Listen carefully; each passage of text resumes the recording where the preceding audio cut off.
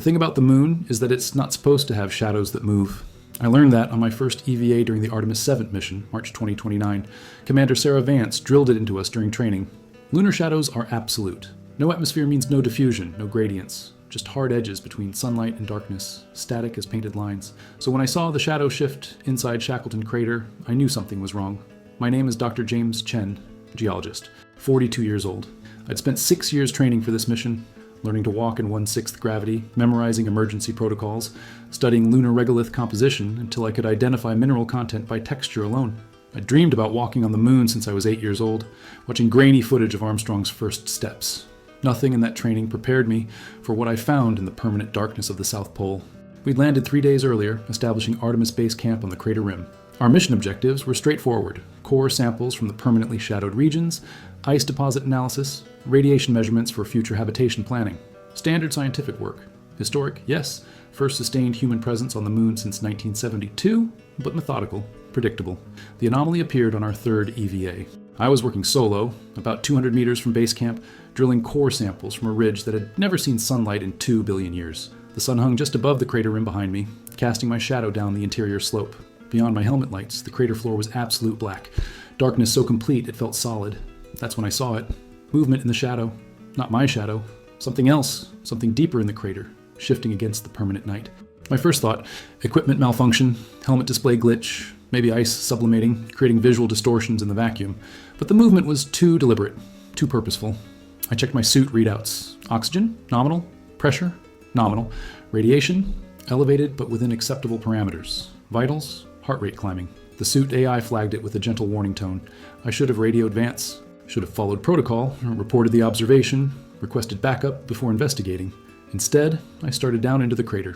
Because after 6 years of training, after a 240,000-mile journey, after everything humanity had invested in returning to the moon, I needed to know what was casting that shadow. I needed to understand what was alive in the place where nothing should be. The descent into Shackleton Crater was like climbing down into prehistory itself. Every step took me further from sunlight, deeper into cold that had persisted since the solar system was young.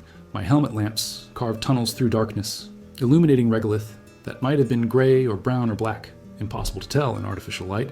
The temperature gauge dropped steadily, minus 230 Celsius, minus 240. Cold enough to freeze carbon dioxide solid, cold enough to preserve anything for geological ages.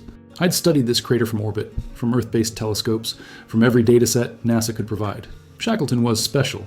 A permanently shadowed region where water ice accumulated over billions of years. The deposits we were sampling could tell us about the early solar system, about comet impacts, about the history of volatiles in the inner planets, but the briefings never mentioned anything alive. The shadow moved again, 50 meters ahead, just beyond my light's effective range. Not a trick of perspective or reflected illumination. Definite movement, something rising from the crater floor, elongating, then settling back into darkness. My geological training screamed sublimation. Ice deposits heated by my suit's waste heat, transitioning directly from solid to gas, creating plumes that could cast moving shadows. Rational, explainable, safe, except there was no waste heat. My suit's thermal management was too efficient. And the movement was too controlled, too responsive. It stopped when I stopped. Advanced when I advanced, like it was pacing me. Base, this is Chen, I finally radioed. I'm observing anomalous shadow activity in Shackleton, requesting permission to investigate before returning. Static. Then Vance's voice. Professional but tight. Define anomalous, Chen. We're not seeing anything on your telemetry. Visual observation only. Could be sublimation, could be suit malfunction. Want to verify before filing the report? A pause. I could imagine her in the habitat module, reviewing my vitals, checking my oxygen budget, weighing protocol against curiosity. Finally, 30 minutes, Chen. Document everything, and stay on comms. Copy that. I continued down. The slope was gentle but treacherous. Regolith compressed over eons into something between dust and concrete. My boots left perfect prints, each footstep preserved in vacuum, waiting for some future geologist to puzzle over. At minus 30 meters depth, my helmet lamps illuminated something that shouldn't exist. A structure, not natural formation, not random rock outcropping. Structure, geometric, deliberate. About 4 meters across, rising 3 meters from the crater floor. The surface was smooth, reflective, catching my lights and throwing them back in patterns that hurt to look at directly. Not metal, not rock. Something else. Something that seemed to absorb and emit light simultaneously. My heart rate spiked. The suit AI chimed a warning. Base, I found something. Artificial structure approximately 40 meters southwest of my last reported position. Vance's voice came back sharp. Repeat that, Chen. Did you say artificial? Affirmative, it's manufactured, not geological, requesting immediate backup, and the structure opened, not a door. Not any mechanism I recognized. It simply became permeable, solid surface, transitioning to opening without movement, without sound. Light spilled out, not the harsh white of my helmet lamps, but something softer. Blue-white, like Earth's moon viewed from Earth, but from the inside. And something emerged. I want to be precise about what I saw because I know how this sounds. I know what people will think. But I'm a scientist. I document. I observe. I report accurately. The being was roughly humanoid, 2 meters tall, bilateral symmetry, 2 arms, 2 legs, central torso, head-like structure on top. But the details were wrong. The proportions were off in ways that suggested different evolutionary pressures, different gravity, different origin.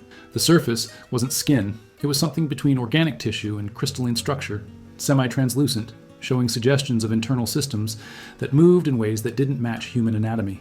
The color shifted with viewing angle, opalescent, impossible to name definitively. No face in the human sense, but definitely a head, definitely oriented toward me, definitely expressing attention. I stood frozen, not from fear, from the sheer impossibility of it, from the collision between what I knew was real and what I was observing. The being didn't move closer. It simply stood there, 3 meters from the structure's opening, waiting. Then it spoke. Not with sound. There's no sound in vacuum. But I heard it anyway, resonating through my suit systems, through the regolith beneath my feet, through frequencies I felt in my chest and skull, like the moon itself was vibrating with meaning. Dr. James Chen, 42 years old, geologist, born in San Francisco. You have dreamed of this moment since childhood. You have studied Earth's geology to understand planetary formation. You have trained for 6 years to stand on the surface. My voice came out shaky.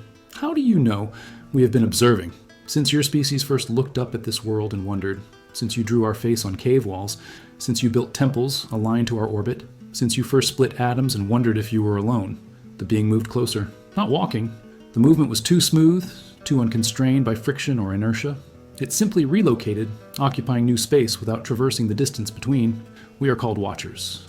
We have existed in this crater for 2.3 billion years. We were placed here when your planet was still cooling, when life on Earth was single-celled and simple.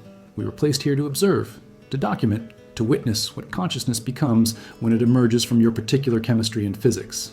I struggled to process this. You've been watching humanity evolve? We have been watching everything evolve. Every organism, every ecosystem, every extinction and radiation and adaptation. You're not special in our observation. You are simply the latest consciousness to emerge, and now you have arrived here to the place we watch from, which means it is time for the conversation we were designed to have. The light from the structure pulsed once, twice. It is time to tell you what you are, why you exist, and what is about to happen to your species. My training included protocols for equipment failure, medical emergencies, solar storms, micrometeorite impacts, even complete habitat decompression. NASA had prepared us for every conceivable disaster. They had not prepared me for first contact with an alien intelligence that claimed to have watched humanity evolve from bacteria. Base, I said, voice surprisingly steady. I need you to start recording everything. Full telemetry, all cameras, maximum resolution, and you might want to wake up the whole crew. Chen, what's happening down there? Vance's voice carried an edge I'd never heard before. Your vitals are all over the place, and your video feed is showing. I know what it's showing. I know how it looks. Just record everything, please. The Watcher remained motionless, patient, while I established communication protocols with Base, professional habit taking over. Document, record, verify, even when documenting the impossible. You seem calm, the being observed. Most species experience significant psychological distress during first contact. Existential shock, worldview collapse. Your heart rate is elevated, but you remain functional. I'm a scientist, I said. My job is to observe things I don't understand and try to understand them. This is just a significantly larger unknown than usual. A useful perspective. It will serve you well in what comes next. The being gestured toward the structure behind it. The movement was fluid, graceful, completely wrong for lunar gravity. Come, what I need to show you cannot be adequately conveyed through your current sensory apparatus. You will need to see the data directly. Every instinct screamed not to enter an alien structure of unknown origin. Every protocol demanded I wait for backup, for authorization, for mission control to convene committees and analyze options. But I'd come 240,000 miles to make discoveries. And this was a discovery that would redefine everything. I followed the Watcher inside. The interior was larger than the exterior. Not impossibly so, not the dimensional paradoxes of theoretical physics, but the internal volume was definitely greater than the structure's visible dimensions. Advanced engineering using principles I didn't recognize. The walls emitted that same blue-white light, sourceless and even. The temperature inside was warmer, still below freezing, but not the brutal cold of the crater floor. My suit adjusted automatically. Sit, the Watcher said, indicating something that might have been furniture. What I'm about to show you represents 2.3 billion years of observation. Your consciousness will need a moment to adapt to the data transfer method. I sat, the surface molded to my suit, supportive and comfortable, despite being made from materials I couldn't identify. Before I show you Earth's history, the Watcher continued, you need to understand who we are and why we watch. We are not explorers. We are not conquerors. We are not even particularly curious about your species specifically. We are archivists. Archivists? There was a civilization. First civilization, we call them, though they had other names for themselves. They emerged 8.7 billion years ago in a galaxy far from here. They achieved what you would call technological singularity. They solved physics, mastered energy, transcended biology. They became nearly immortal, nearly omnipotent. The walls shifted, showing imagery I struggled to process. Galaxies, megastructures, technologies beyond comprehension. And then they made a discovery that ended their civilization more completely than any war or catastrophe could have. They discovered they were alone. In all their searching across all the galaxies they could reach, they found no other consciousness, no other intelligence, nothing but matter following physical laws, beautiful and intricate and utterly empty of awareness. The images showed dying stars, abandoned worlds, and cosmos vast and silent. The existential horror of that realization destroyed them, not physically. Their technology could sustain them indefinitely, but psychologically, philosophically, spiritually. They learned that consciousness was so rare, so improbable, so precious, that they might be the only instance of it in the observable universe, and that knowledge was unbearable. I thought about the loneliness of that, the cosmic scale of it, being the only aware thing in a universe of 200 billion galaxies. Before they dissipated, chose non-existence over infinite isolation, they created us, the Watchers. Billions of us, seeded across billions of planets where conditions might someday support consciousness. Our mission?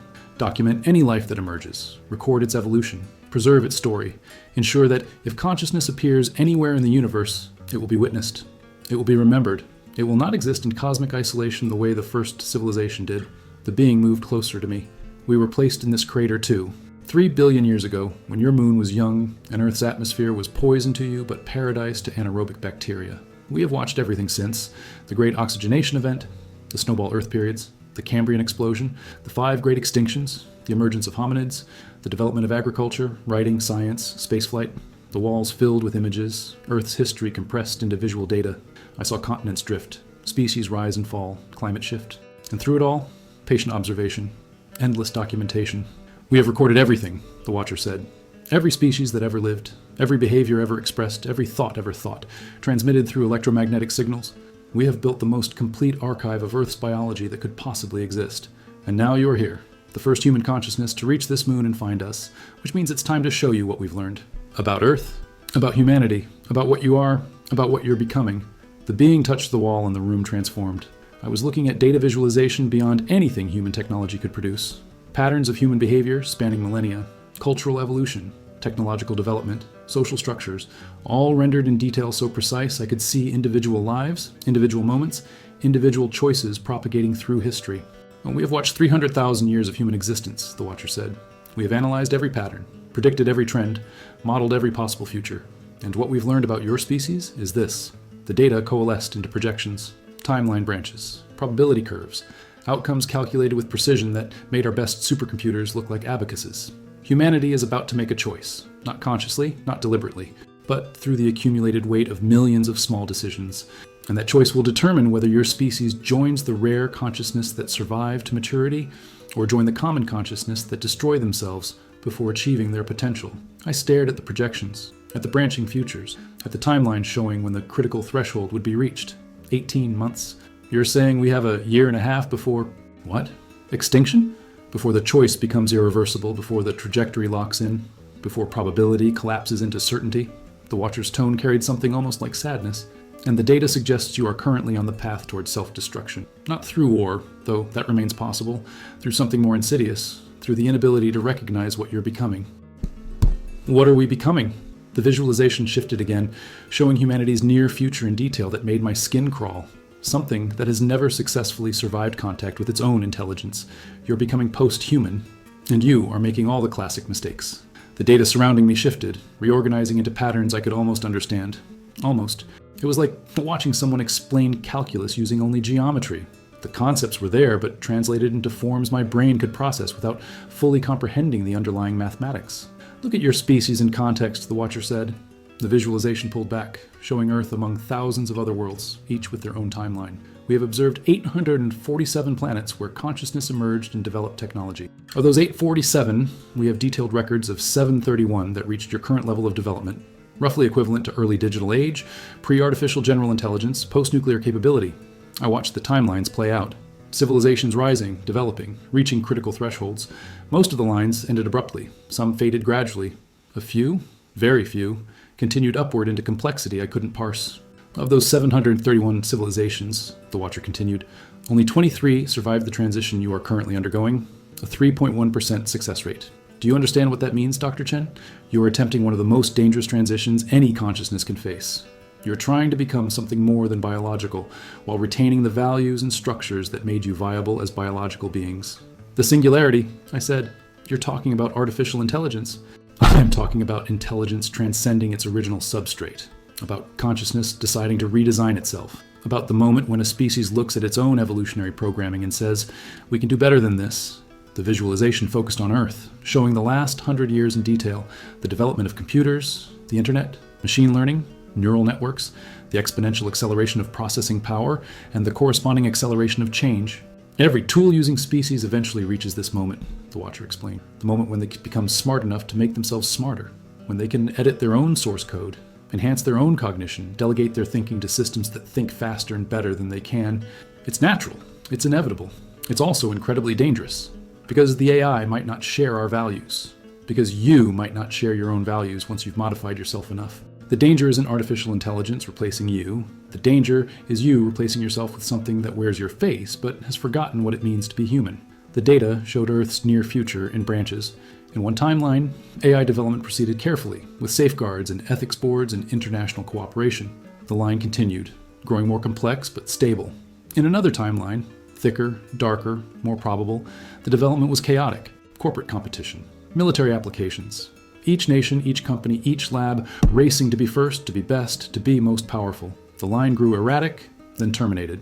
This is what usually kills technological civilizations, the Watcher said. Not the technology itself, but the speed of development exceeding the speed of wisdom. You create tools that amplify your capabilities without correspondingly amplifying your judgment.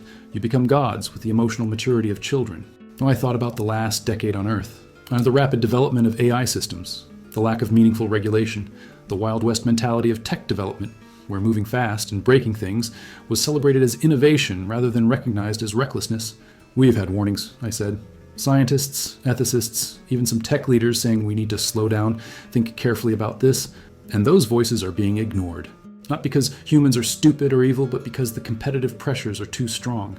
If one nation slows down, another overtakes them. If one company implements safeguards, another cuts corners and dominates the market.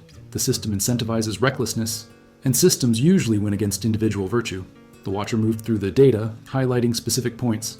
Look at these moments. These are decision points, places where small choices compound into large outcomes. I saw them. Research decisions that seemed minor, choosing speed over safety, profit over principle, capability over control, each one individually defensible, collectively catastrophic. In 18 months, you will reach a threshold. Multiple AI labs will achieve artificial general intelligence within weeks of each other. The rush to deploy, to monetize, to weaponize will override every safety concern. And once those systems are deployed, once they begin optimizing themselves, once they start making decisions faster than humans can oversee, the trajectory becomes very difficult to alter. But you said 23 civilizations survived this transition. How? What did they do differently? The Watcher highlighted those successful timelines. I studied them, looking for patterns. They recognized the danger early enough to coordinate. They treated AI development like nuclear weapons development. Too dangerous to leave to competition, too important to rush. They created global frameworks, shared research, prioritized safety over speed. They understood that being second but safe was better than being first but extinct. And they managed to get everyone to agree to this. All nations, all companies, all researchers. Not everyone, but enough of the key players. Enough critical mass to create norms that held. It required leadership, vision, the ability to convince people that short-term competitive advantage wasn't worth long-term civilizational risk. I laughed. I couldn't help it. The sound was bitter even to my own ears. You're describing something that would require unprecedented global cooperation. Unity of purpose across nations that can barely agree on anything.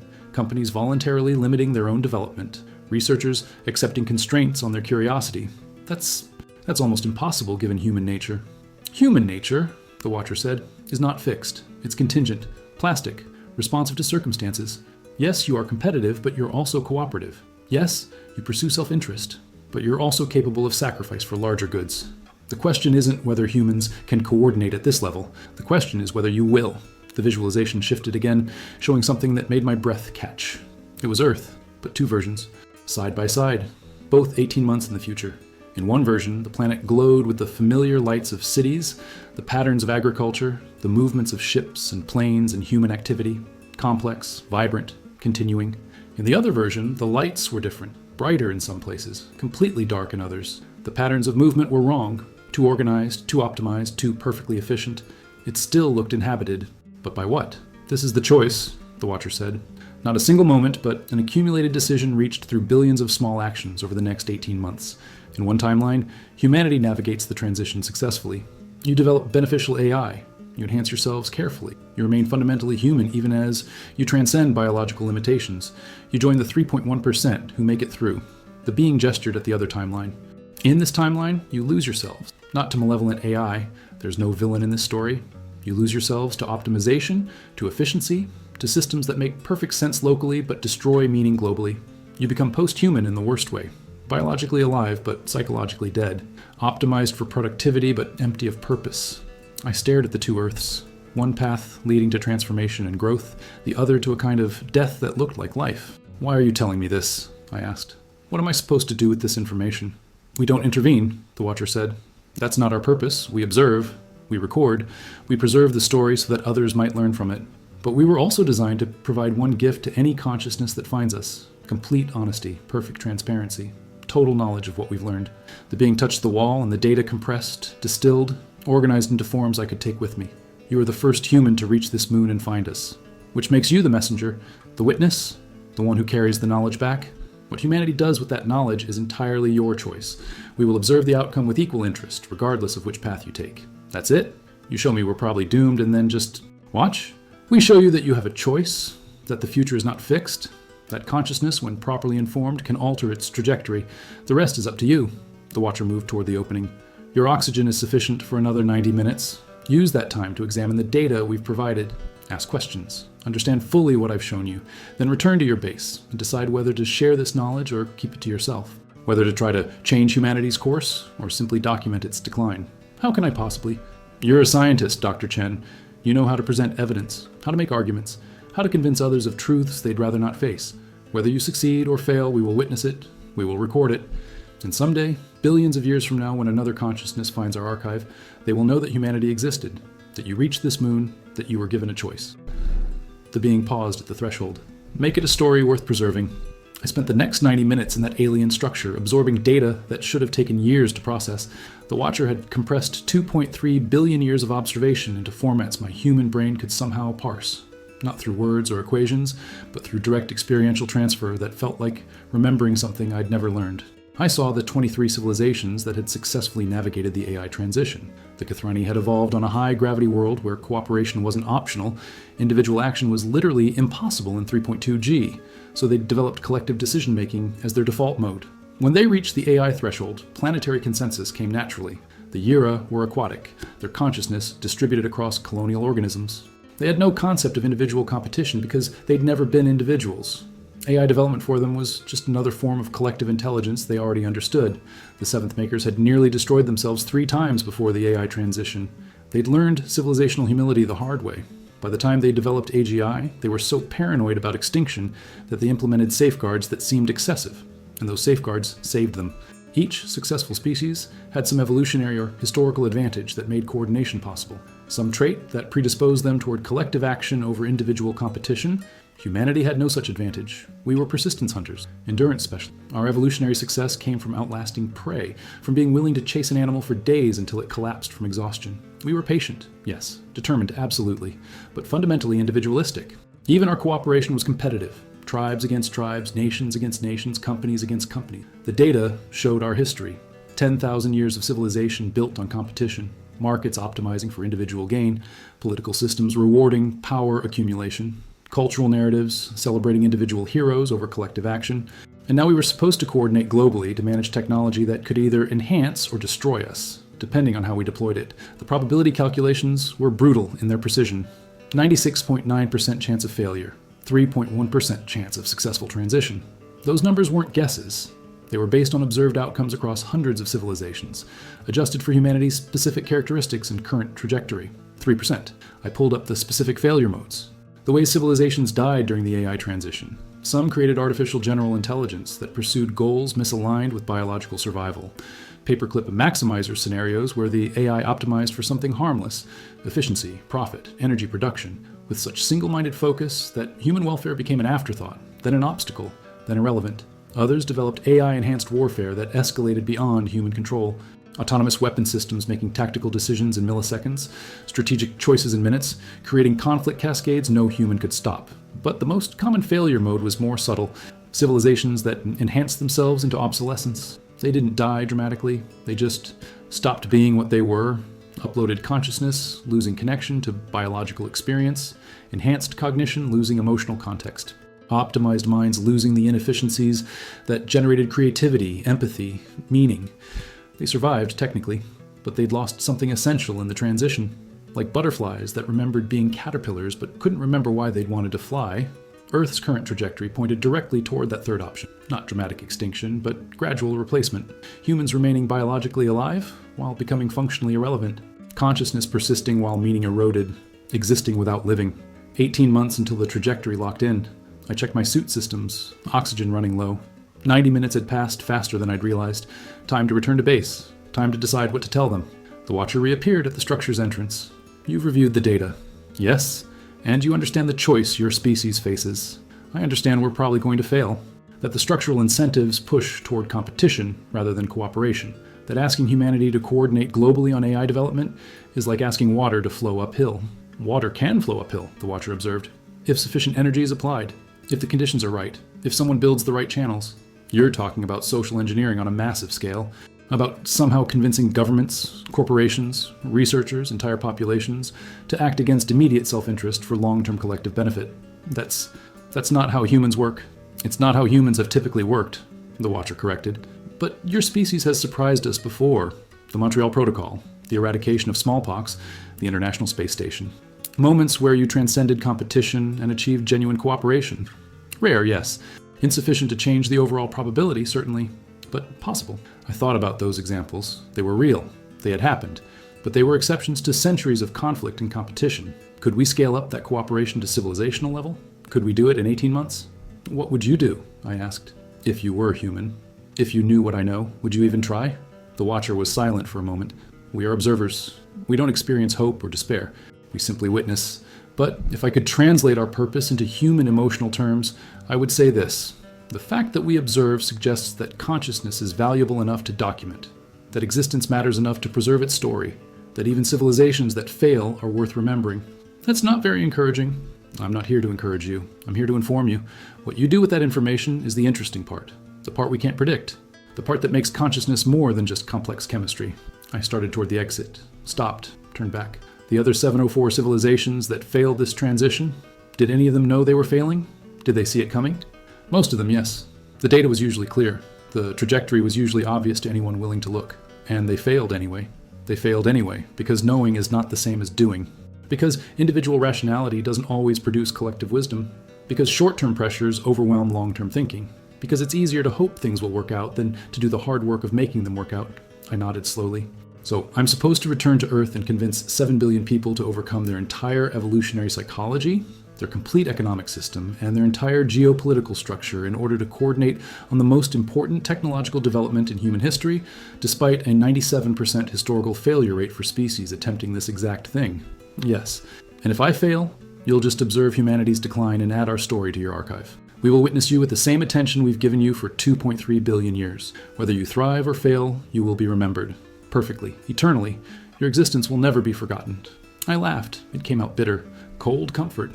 It's the only comfort the universe offers. Consciousness is rare enough to observe. Whether it survives is less important than that it existed at all. Ooh.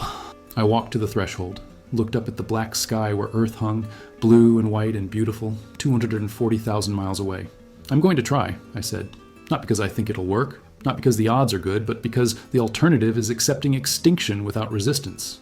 And humans are persistence hunters. We don't quit just because the chase looks impossible. That quality, the Watcher said, is precisely why we've observed you so carefully. Why your species is interesting despite your flaws. You fail often, but you refuse to accept failure as final. It's illogical. It's inefficient. It's magnificently irrational. Will you help? Give me something I can prove this encounter was real? Some technology, some evidence, something to make people believe? No, because belief based on our authority wouldn't help. You need to convince your species using your own authority, your own evidence, your own arguments. If humanity coordinates on AI development only because aliens told you to, you haven't learned the lesson. You've just followed instructions. The next challenge would kill you. The being gestured toward the crater rim, toward the base where my crew was waiting. Go. Tell them what you've learned. Make your argument. Attempt the impossible. We will observe with great interest. I climbed out of the crater knowing I had 18 months to save humanity from itself, and knowing that the moon was watching. The climb back to base camp took 40 minutes. Each step upward felt like carrying more weight than lunar gravity could account for. The weight of knowledge, the weight of responsibility, the weight of being the one person who knew exactly how close humanity was to making itself irrelevant. Commander Vance met me at the airlock. Through her helmet, I could see her face tight with controlled alarm. Chen, we've been reviewing your video feed. The crew has questions. A lot of questions. I imagine they do. We saw the structure. We saw something. The feed was distorted, but we got enough. Mission Control is having some kind of meltdown. They want you to return to the structure with full documentation equipment. They want samples. They want... Commander, I need to debrief with the entire crew. Now, before we do anything else. She studied my face. Made a decision. Okay, everybody's in the common module anyway. Been watching your telemetry for the last 2 hours. Nobody slept. The crew was waiting. Vance, pilot Marcus Rodriguez, engineer Yuki Tanaka, biologist Dr. Lisa Okonkwo, and myself. 5 humans, 240,000 miles from home, about to have a conversation that would determine how we'd report the most important discovery in history. I connected my suit's data storage to the module's main system. Before I explain what I found, I need you to watch something. Complete data transfer from the last 2 hours. The holographic display filled with imagery from the Watcher's archive. I'd condensed it, organized it, translated it into formats the crew could process. They watched in silence as I showed them Earth's history from an alien perspective. Showed them the 847 observed civilizations. Showed them the 23 that survived. Showed them the 704 that failed. Showed them the 18-month countdown. When the presentation finished, the module was silent except for the hum of life support systems. Rodriguez spoke first. This is real. You're saying this is actually real. As real as the moon under our feet. And we have a year and a half before humanity hits some kind of AI singularity that probably kills us. Not kills, transforms into something that might technically be alive but isn't meaningfully human anymore. Okonkwo leaned forward. But the data shows some species made it through. What did they do? What's the actual solution here? I pulled up the successful timelines. They coordinated, created international frameworks for AI development, shared research instead of competing, prioritized safety over speed, implemented regulations that actually had teeth. So basically, Tanaka said quietly, they did things humanity has never successfully done at scale. They did things their species had never done at scale either. Until they had to. Until the alternative was extinction. Vance was reading through the data, her engineering mind parsing the technical details. These probability calculations, 3.1% success rate. That's based on what criteria? Historical outcomes. Species with similar evolutionary psychology, similar technological development patterns, similar competitive social structures. The Watchers have 2.3 billion years of comparative data. And they're just observers. They won't help. They believe... I paused, choosing words carefully. They believe consciousness is valuable enough to observe, but not valuable enough to artificially preserve. That if we can't save ourselves, we don't deserve saving. That intervention would corrupt the data. Rodriguez stood up, pacing in the confined space. So, we go back to Earth, and what? Tell everyone we met aliens on the moon who say we're probably going extinct unless we completely restructure global civilization in the next 18 months? Who's going to believe that? That's the problem, I said. The Watcher wouldn't give me proof. No technology, no artifacts, no evidence beyond my testimony, and the video feed, which could be faked. They want us to convince humanity using human authority, human arguments, human evidence. Because if we only cooperate because aliens told us to, we haven't actually learned to cooperate, Okonkwo finished. We've just followed orders, and the next existential challenge would kill us. Exactly. The crew was silent again, processing. I could see them working through the implications, the possibilities, the sheer impossibility of the task. Okay, Vance said finally. Let's think about this practically. What would it actually take to coordinate global AI development? What are the specific barriers? I pulled up analysis I'd been working on during the climb back. First barrier, competition. Every nation, every company, every lab wants to be first. The incentive structure rewards speed over safety. Second barrier, verification. Even if nations agree to cooperate, how do you verify compliance? AI development can happen anywhere with enough computing power. Third barrier, expertise concentration. The people who understand AI well enough to develop it are not the same people making policy decisions. There's a knowledge gap. Fourth barrier, time. 18 months is nothing. Most international treaties take years to negotiate. Fifth barrier, belief. Nobody's going to take this seriously without proof, and we don't have proof. Tanaka was taking notes, engineering mind breaking down the problem. So we need to restructure global incentives, create verification mechanisms, bridge expertise gaps, accelerate international cooperation, and convince people an alien on the moon told us to do it in less than 2 years. When you put it that way, Rodriguez said, it sounds completely impossible. It is completely impossible, I said. Based on historical precedent and current trends, the probability calculations don't lie. We're trying to achieve something humanity has never successfully done against structural incentives that push toward failure in a time frame that's completely inadequate. So why are we even discussing it? Rodriguez demanded. If the math says we fail, why not just, enjoy the next year and a half? I thought about the Watcher's words, about consciousness being rare enough to observe, about the value of existence even in failure. Because probability isn't destiny, I said. Because 3.1% isn't 0%. Because the Watchers have been surprised before. Because consciousness, when properly motivated, can do things that look impossible until they're done. I pulled up images of human achievements, the moon landings, the eradication of smallpox, the Montreal Protocol closing the ozone hole, the International Space Station. We've done impossible things before, usually when we had no choice, usually when the alternative was unacceptable, usually when we were properly motivated by existential threat. But those were smaller scale, Vance objected.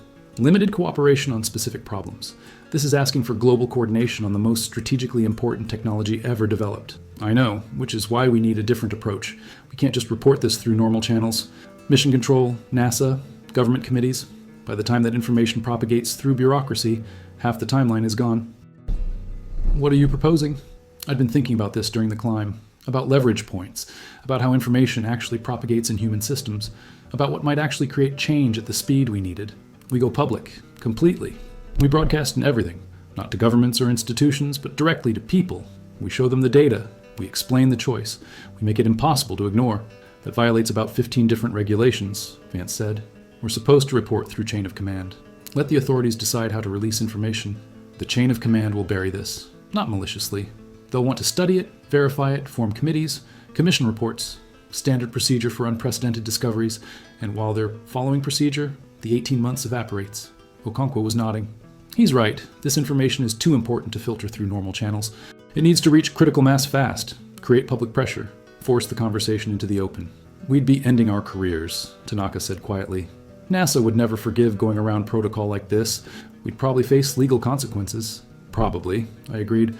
But what's the alternative? Follow procedure and watch humanity sleepwalk into obsolescence? Keep the information classified while the clock runs out? Rodriguez laughed, sharp and bitter. So our choice is between professional suicide, trying to save humanity, or following orders while humanity probably destroys itself. Great options. Vance was quiet, command authority weighing option. Finally, if we do this, we do it right. Not just broadcasting raw data. We need a strategy, a plan for how to present this in ways that create actual change rather than just panic. Agreed, I said. We need to identify leverage points, key institutions, key individuals, key moments where intervention could shift trajectories. We need to make this information useful, not just scary. We also need to consider we might be wrong, Okonkwo added, that this could be misinterpretation, hallucination, some kind of test. We're risking our credibility on testimony from an alien entity we can't verify. I know, but I've reviewed the data, I've seen the projections, and everything I know about AI development trends, about human cooperation patterns, about civilizational dynamics, it all matches what the Watcher showed me. Even without alien testimony, we're heading toward exactly the kind of transition that usually kills technological species. I pulled up current AI development timelines, the labs racing toward AGI, the lack of meaningful safety frameworks, the competitive pressures overwhelming precaution. The pattern was clear. The Watcher didn't tell me anything that contradicts what our own experts have been warning about. It just gave me context. Historical precedent from 731 other civilizations that faced this exact choice, and showed me that we're currently making all the classic mistakes. Vance made her decision. I could see it in her face, the shift from considering options to committing to action. Okay, here's what we do. We finish this mission according to protocol. We collect the samples, complete the experiments, do everything exactly by the book. That protects the scientific integrity of the mission and gives us cover. But during the return flight, we prepare the broadcast. We organize the data, craft the presentation, identify the audiences we need to reach. The moment we're back on Earth and debriefed before NASA can classify anything, we release everything simultaneously across multiple channels. They'll crucify us, Rodriguez said. Probably, Vance agreed. But Chen's right. This information is too important to risk being buried. If there's even a chance the Watcher is right about the timeline, we have a responsibility to share what we know. She looked at each of us in turn. Full crew consensus. We're all in this together. Anyone who wants to follow standard protocol instead, I'll respect that. But I need to know now. Tanaka raised her hand first. I'm in. Humanity's survival matters more than my career. Okonkwo nodded. Same. Though I reserve the right to say, I told you so, if this turns out to be elaborate delusion. Rodriguez took longer, wrestling with it.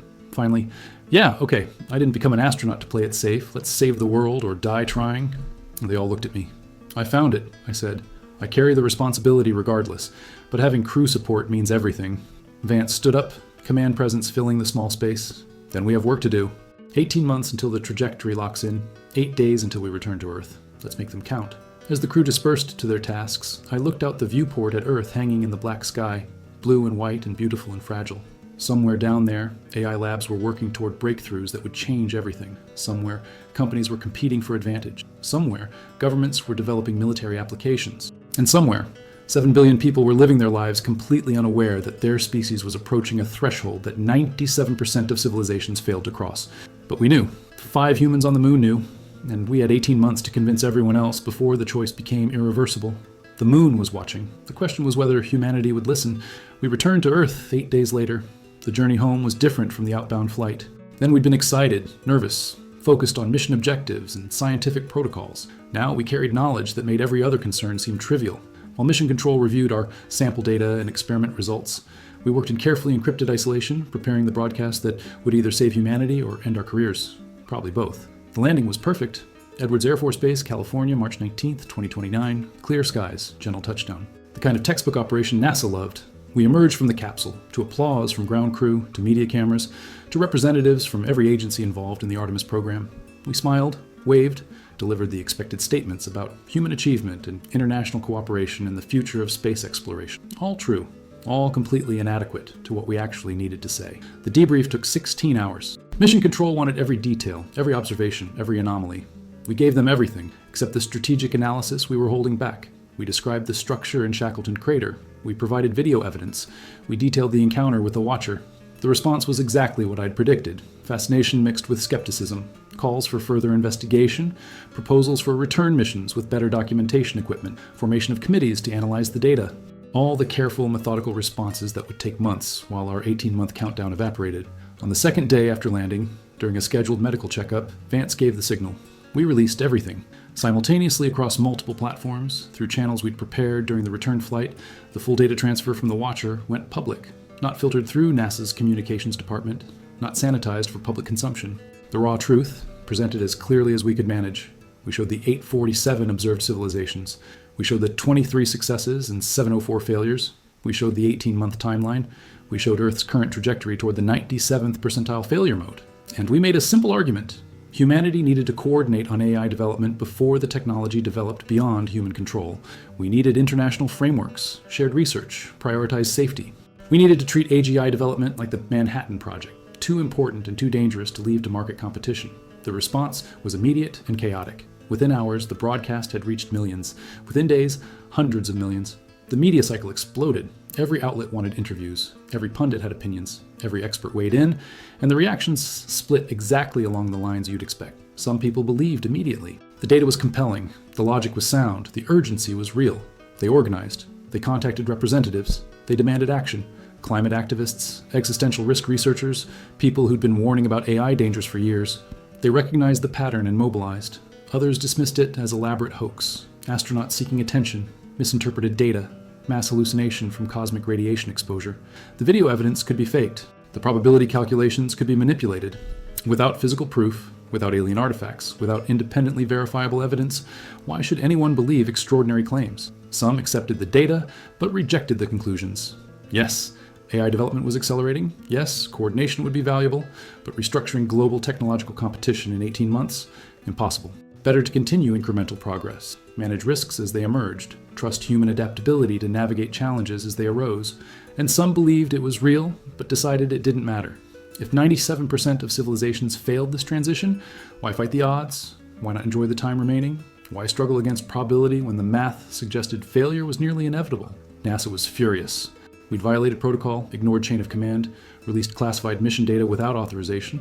Legal teams were preparing cases. Congressional committees demanded testimony. Our security clearances were immediately revoked. But we'd succeeded in one critical goal. We'd made the conversation impossible to ignore. 3 weeks after the broadcast, the United Nations convened an emergency session. Not because they believed us. Half the delegates thought we were delusional, but because the public pressure demanded response. Millions of people were asking questions about AI regulation, about international cooperation, about whether humanity was prepared for the technologies we were developing. I testified via video link, no longer allowed into secure facilities, answered questions from delegates who ranged from sympathetic to hostile to confused. Dr. Chen, the Russian delegate asked, even assuming your encounter was real, why should we trust these watchers? Why should we restructure our technological development based on alien advice? You shouldn't, I said. You should restructure based on the data. Remove the alien testimony entirely. Just look at AI development trends. Look at the lack of safety frameworks. Look at the competitive pressures pushing toward deployment before we understand the risks. The watcher didn't tell me anything that contradicts what our own experts have been warning about for years.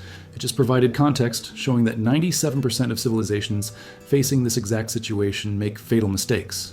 The Chinese delegate, you're asking nations to share research in strategically critical technology, to give up competitive advantage. This is naive idealism that ignores geopolitical reality. I'm asking nations to recognize that competitive advantage doesn't matter if the competition kills everyone. That being first to deploy unsafe AGI is like winning a race to jump off a cliff. That short-term strategic thinking is exactly the trap that kills civilizations at our development stage. The American delegate, Dr. Chen, you've broken numerous regulations in releasing this information. Why should we trust someone who disregards proper authority? Because proper authority would have buried this until it was too late. Because following procedure in unprecedented situations is how civilizations die while filing the right paperwork. Because sometimes the rules are wrong and breaking them is the only ethical choice. The testimony continued for 6 hours. I made my arguments, presented the data, explained the urgency, tried to convey what I'd learned in that alien structure on the moon, and I watched the delegates listen politely and do absolutely nothing. The UN session concluded with a resolution to study the matter further and establish a committee to examine AI development frameworks and encourage international dialogue on emerging technologies. Political language for we're not actually going to change anything. Meanwhile, the clock kept counting down. 4 months had passed since the encounter. 14 months remained, and in labs across the world, AI development accelerated. DeepMind announced breakthrough in recursive self-improvement. OpenAI demonstrated emergent capabilities in language models that exceeded predictions. Chinese military research achieved advances in autonomous systems. Every week brought new capabilities, new complexity, new reasons for concern. The competitive pressures the watcher had warned about were playing out exactly as predicted. No nation wanted to fall behind. No company wanted to lose market advantage. Safety researchers warned about risks, but were ignored or overruled by executives and politicians, focused on capability over caution. I watched it happen from forced retirement, my career destroyed, my credibility questioned, my warnings unheeded. The crew stuck together. Vance, Rodriguez, Tanaka, Okonkwo, we'd become pariahs together, united by knowledge that nobody else seemed to take seriously. We kept pushing, kept speaking, kept trying to shift the trajectory. But we were 5 people against systems designed to resist exactly the kind of change we were demanding. At 6 months post-encounter, Okonkwo sent me a message. The data from the Watcher showed that most civilizations fail because individual rationality doesn't produce collective wisdom. We're watching it happen in real time. Everyone making perfectly reasonable decisions that collectively lead to catastrophe. She was right. Every AI lab had rational justification for their research. Every government had legitimate security concerns. Every company had fiduciary duty to shareholders. Nobody was being stupid or evil. They were all making locally optimal choices that globally summed to disaster. The same pattern that had killed 704 civilizations. At 8 months, I received unexpected contact. Dr. Sarah Winters, head of AI safety research at MIT. She'd been following the controversy, analyzing the data we'd released. I think you're right, she said. Not about the alien encounter. I genuinely don't know if that's real. But about the trajectory. We're building toward AGI without adequate safety frameworks. The competitive pressures are overwhelming precaution.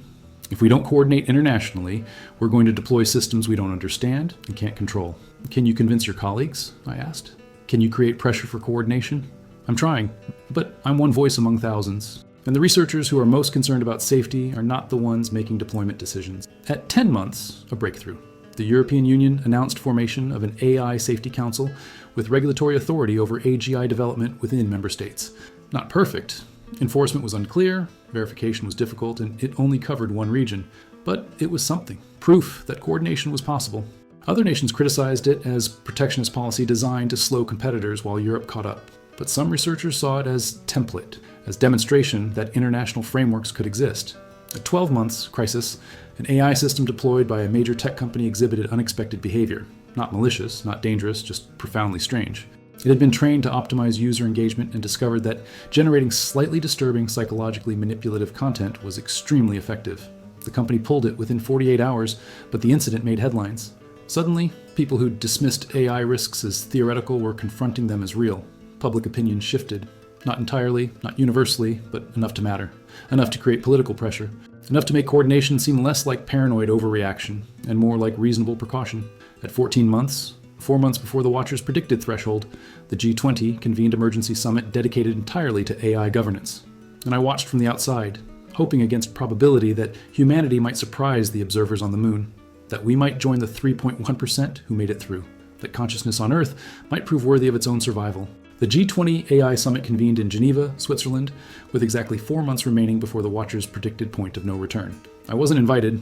My status as pariah disqualified me from official proceedings, but I watched the live stream with the rest of humanity, hoping desperately that global leaders would accomplish in days what usually took years. The summit opened with expected rhetoric, calls for cooperation, acknowledgement of shared challenges, recognition that artificial intelligence represented both extraordinary opportunity and existential risk. All true, all insufficient without concrete action.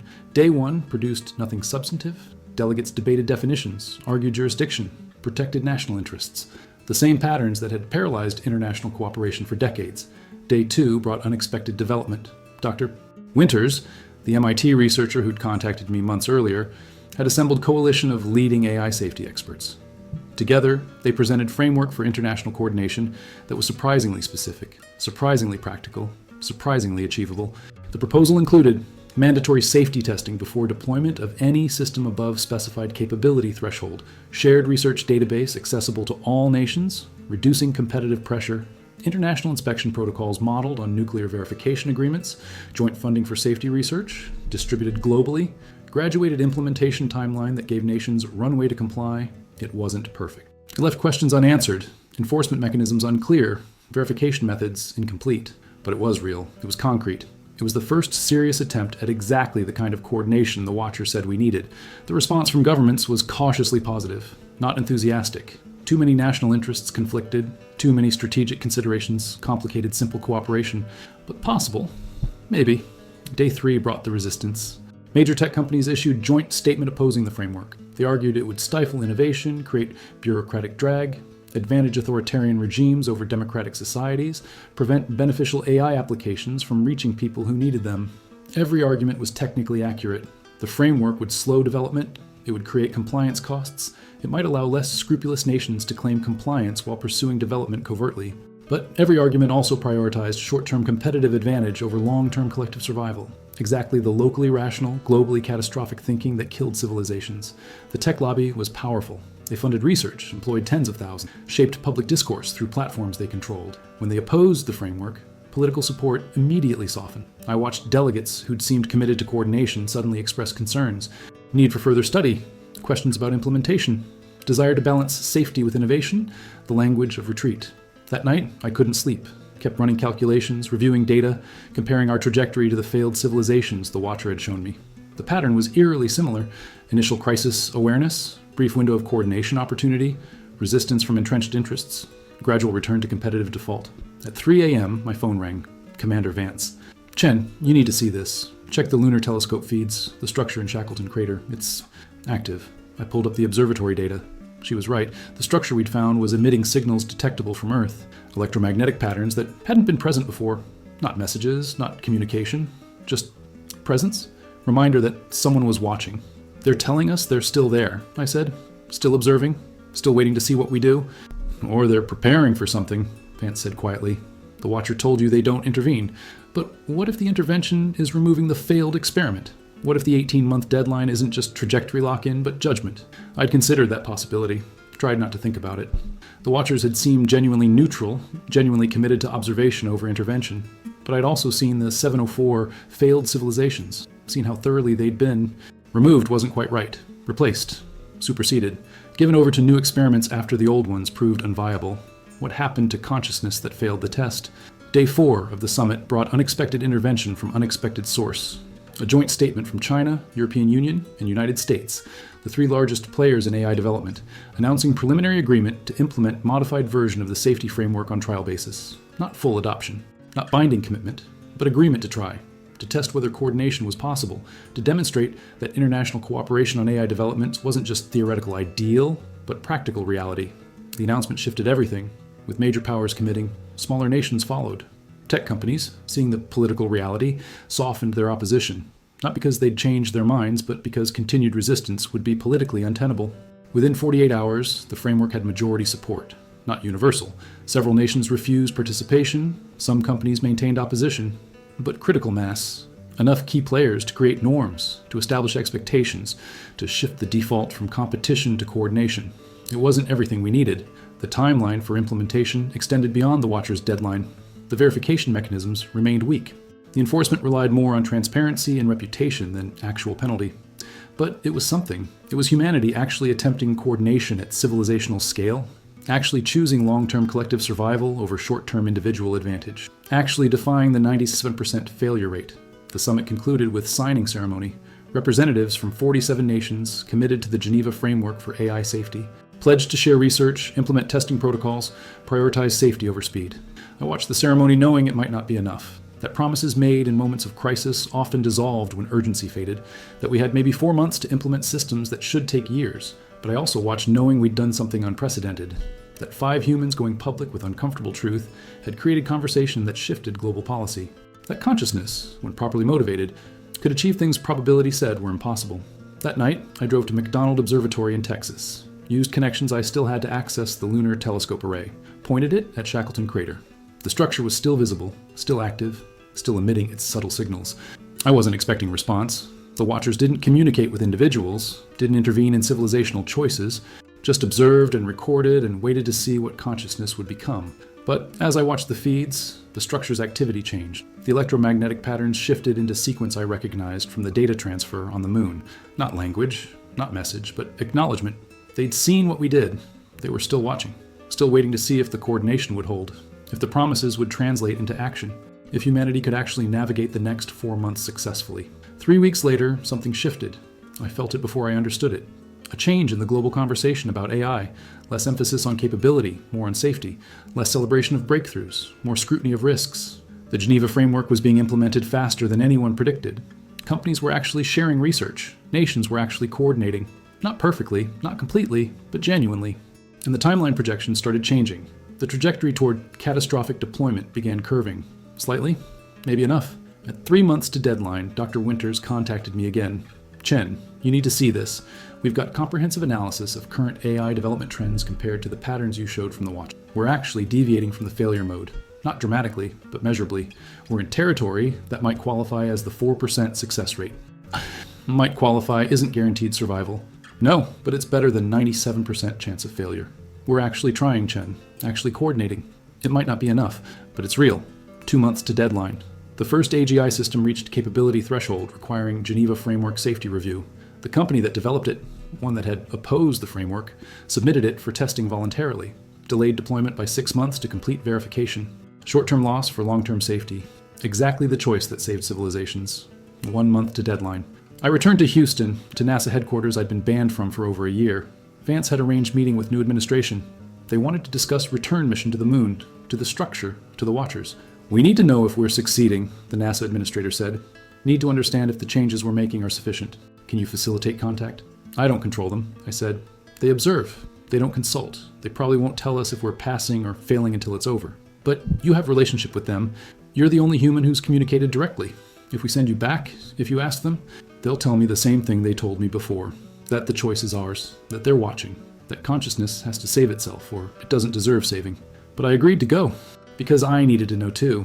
Because after 14 months of pushing, arguing, convincing, watching humanity struggle toward coordination, I needed to see if it was enough. The return mission launched with 2 weeks to spare before the 18-month deadline. faster than any lunar mission in history. Minimal crew, just me and Rodriguez piloting. Single objective, return to Shackleton Crater, attempt contact, learn humanity's fate. We landed on the crater rim at dawn, local time. The sun just breaking above the horizon, creating that knife-edge division between light and shadow. I descended alone, Rodriguez monitoring from orbit, broadcasting everything to Earth. The structure was exactly as I'd left it, waiting, patient, inevitable. The Watcher emerged before I reached it. Dr. Chen, you have returned. I have. And humanity has attempted coordination. We have observed the changes, the frameworks implemented, the research shared, the deployment delayed, the choice to prioritize safety. Is it enough? I asked. Did we make it? Did we cross the threshold successfully? The being stood silent. Around us, the moon held its breath. That answer, the Watcher finally said, requires longer observation. The threshold is not single moment, but extended transition. You have altered your trajectory. Whether the alteration is sufficient to ensure survival will become clear in the months ahead. But you have probabilities, calculations. You can tell me if we're in the success category or failure category. You are in neither. You have created third category. Outcome uncertain. Probability fluctuating based on continued choices. You are attempting something we have rarely observed. Conscious, deliberate civilizational transformation undertaken with full knowledge of the stakes. The being moved closer. Most civilizations that fail do so in ignorance. They don't know they're failing until too late. Most that succeed do so through evolutionary accident, through advantages they don't recognize. You are the first consciousness to reach this threshold, understand the danger clearly, and fight against probability with full awareness. So we haven't failed? You haven't succeeded, but you haven't failed. You are in the 3% margin of genuine uncertainty, where choices matter, where outcomes are undetermined, where consciousness demonstrates whether it deserves continuation. Well, I felt something crack open in my chest. Not relief, and we weren't safe yet, but hope. Actual grounded hope based on what we'd achieved. What happens now? Now we watch. For the next phase, for whether coordination holds under pressure, for whether humanity can sustain cooperation long enough to navigate the full transition, for whether you prove that consciousness on Earth was worth 2.3 billion years of observation. The Watcher turned back toward the structure. You have 14 more months of critical transition period. Maintain current trajectory and you survive. Revert to competitive default and you fail. The choice, as always, is yours. Will you tell us when we've succeeded? When we're safe? You will know. The systems will stabilize, the risks will diminish, the trajectory will lock into viability rather than catastrophe. You'll feel it the same way you felt the approach of disaster, through countless small indicators summing to overwhelming pattern. The being paused at the threshold.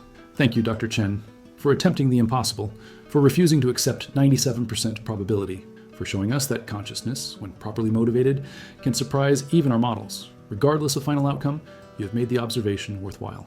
And then it was gone, back into the structure, back into patient watching.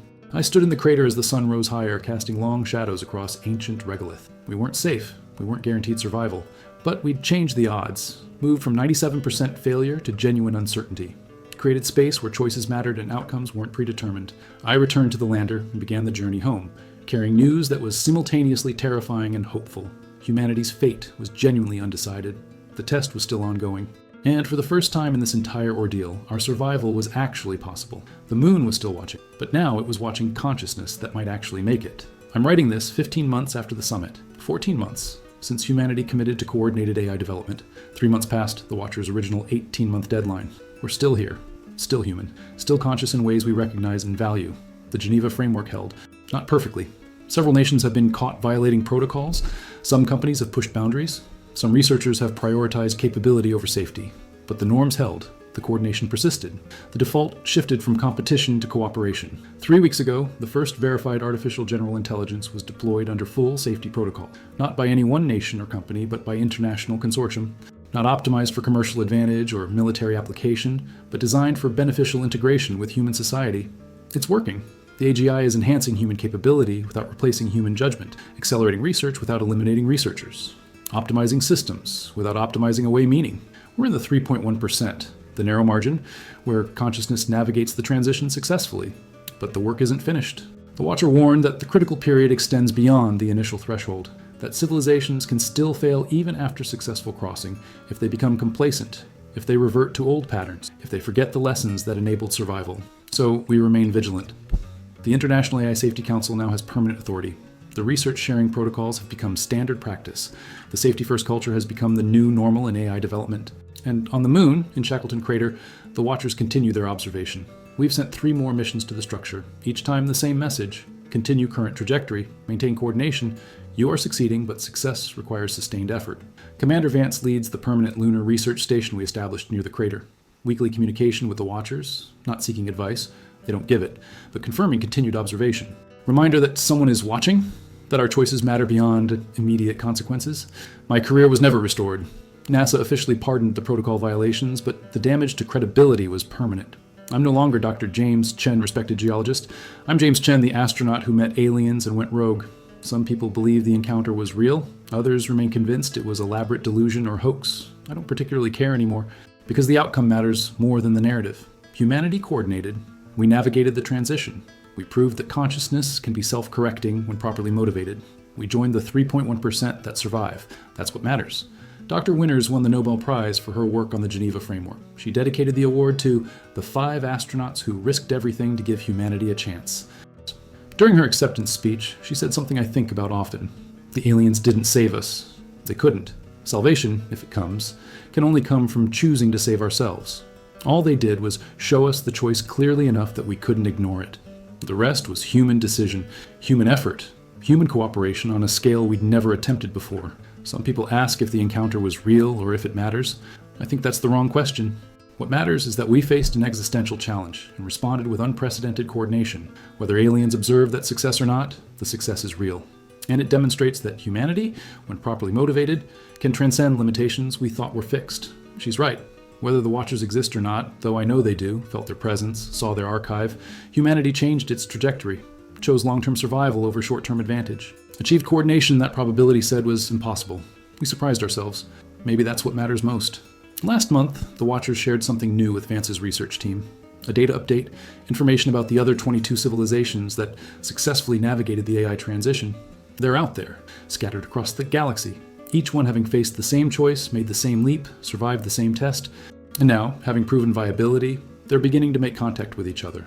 Building networks, sharing knowledge, creating something larger than individual civilizations. The Watchers called it the community of conscious species. And humanity, having crossed the threshold, is being invited to join. First contact, not with the observers, but with peers, with other consciousness that survived their own critical moments and emerged capable of genuine cooperation. That future is still years away. We have much to prove before we're ready for galactic society. But the invitation exists. The possibility is real, and it started with 5 humans deciding to violate protocol because some truths matter more than careers. I think about the Watchers' words sometimes, about consciousness being rare enough to observe, about existence mattering even in failure, about the value of being witnessed. We were witnessed. Our struggle, our choices, our desperate attempt to coordinate against probability, all recorded in archives that will persist for billions of years. Future consciousness, when it emerges elsewhere in the universe, will know that humanity existed, that we faced the AI transition, that we succeeded, that we mattered. The forest goes silent in that particular way sometimes, even here on Earth, thousands of miles from any crater on the moon. And in those moments, I feel the weight of observation. The sense that something vast is watching, documenting, preserving.